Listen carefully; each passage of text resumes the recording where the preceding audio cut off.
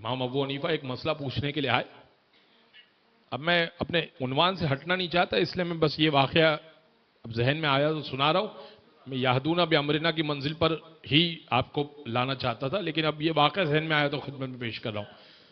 امام ابو حنیفہ ایک مسئلہ پیش آیا، ان کو پوچھنے کے لیے آئے چھٹے امام کی بارگاہ میں، اور دق الباب کیا تو غلام نے روک دیا. اندر جانا چاہتے تھے، غلام نے کہا کہ آپ انتظار فرمائیے، امام خود آئیں گے. امام جب باہر آئے تو ہاتھ میں عصا ہے. 35 برس کے امام جعفر صادق، اور ہاتھ میں عصا ہے. عصا کے اوپر مولا کی عبا آ گئی، اور عبا کے اندر ہاتھ میں عصا ہے. اب ابو حنیفہ امام ابو حنیفہ کہنے لگے کہ فرزند رسول، کوئی ضعف، کوئی کمزوری، کوئی پریشانی؟ آپ کے ہاتھ میں عصا ہے، آپ کی عمر مبارک تو اتنی زیادہ نہیں ہے. فرمایا کہ یہ عصا رسول کا عصا ہے، اور میں نے اسے تبرک کے طور پہ لیا ہوا ہے. یہ رسول اللہ کا عصا ہے، اور ہم تک یہ نسلاً بعد نسل پہنچا ہے، اور میں نے اسے تبرکاً آج اٹھایا ہوا ہے اور اپنے ہاتھ میں لیا ہوا ہے.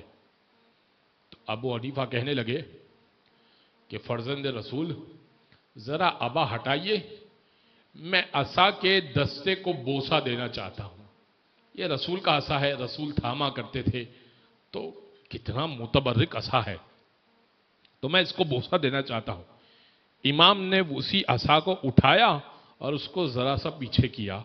امام کہنے لگے عجیب ہے تیری منطق، یہ رسول کا عصا ہے تو اس کو بوسہ دینا چاہتا ہے. ھذا جلد و رسول اللہ، ھذا لحم و رسول اللہ، یہ رسول اللہ کی جلد ہے، یہ رسول اللہ کا گوشت ہے. یہاں بوسہ دینے کی، پیشانی پہ بوسہ دینے کی بات کیوں نہیں کرتا؟ بھائی جس رگوں میں خون رسول دوڑ رہا ہے وہاں پہ بوسہ دینے کی بات کیوں نہیں کرتا؟ بازن گرامی، یہ ہے سلسلہ اہل بیت اطہار کا. تو امام ہے جو یہدون بامرنا کی منزل پر ہے، اس منزل پر ہے کہ جس منزل پر وہ ہدایت کرے گا پروردگار کی جانب سے لے کر.